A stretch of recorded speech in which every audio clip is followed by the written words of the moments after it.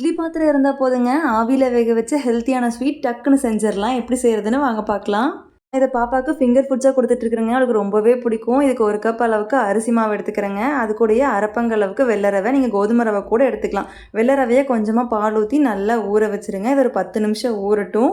சும்மாவே டேஸ்ட் அவ்வளோ சூப்பராக இருக்குங்க. ஒருக்கா செஞ்சிங்கன்னா அடிக்கடி செய்வீங்க. இப்போ இது நல்லா ஊறி வந்ததுக்கப்புறம் பார்த்தீங்கன்னா, நம்ம வந்து எல்லாத்தையும் பவுலில் ஆட் பண்ணிக்கலாம். நம்ம எடுத்து வச்சுருக்க அந்த 1 கப் அரிசி மாவு, அந்த ஊற வச்ச ரவை, இது கூடவே 1 கப் அளவுக்கு துருவின தேங்காய் ஃப்ரெஷ்ஷாக துருவி ஆட் பண்ணிக்கோங்க. சூப்பராக இருக்குங்க.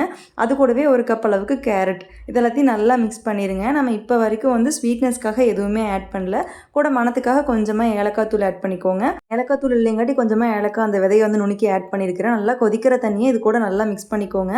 ஏன் சக்கரை போடாமல் மிக்ஸ் பண்ணுறோம் அப்படின்னா தண்ணி விட்ட மாதிரி ஆயிருங்க. இப்போ இதெல்லாம் நல்லா கலந்ததுக்கப்புறம் இனிப்புக்கு தகுந்த மாதிரி நம்ம சக்கரை ஆட் பண்ணிக்கலாம். நான் நாடு சக்கரை யூஸ் பண்ணிக்கலாம். நீங்கள் வெள்ளைத்தூள் கூட ஆட் பண்ணிக்கலாங்க.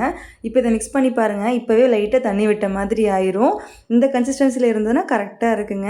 இது வந்து ஆவியில் வெந்து வரும்போது கெட்டியான பதத்துக்கு வந்துடும். இட்லி ஸ்டீமரில் நல்லா தண்ணி கொதிச்சு வந்துருச்சுங்க. இப்போ ஒரு பவுலில் நல்லா நெய் அப்ளை பண்ணிட்டு நம்ம செஞ்சு வச்சுருக்கிற பேட்டர் ஆட் பண்ணிக்கோங்க. ஸ்வீட் வெந்து வரும்போது சுற்றி இருக்கிற நெய் நல்ல வாசனையாக டேஸ்ட்டையும் என்ஹான்ஸ் பண்ணி கொடுக்குங்க. இது வந்து ஒரு 10லேருந்து 15 நிமிஷம் வரைக்கும் வேக வச்சுக்கோங்க. பாத்திரத்தை பொறுத்து டைம் மாறும்.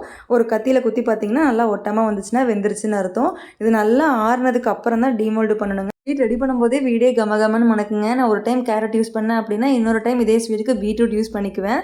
கொழுக்கட்டை மாதிரி ஆறுனதுக்கப்புறம் ஹார்டாலாம் ஆயிராதுங்க. நல்லா சாஃப்டாகவே இருக்கும். இங்கே பாருங்கள், பார்க்கும்போது ஸ்ட்ரக்சர் உங்களுக்கு தெரியும். இது கூட வேணும்னா நீங்கள் நட்ஸ் ஆட் பண்ணிக்கலாம். ட்ரை பண்ணி பார்த்துட்டு எப்படி இருக்குன்னு சொல்லுங்கள். பிடிச்சிருந்தா குக்கிங் அர்ஜுனா ஃபாலோ பண்ணிக்கோங்க.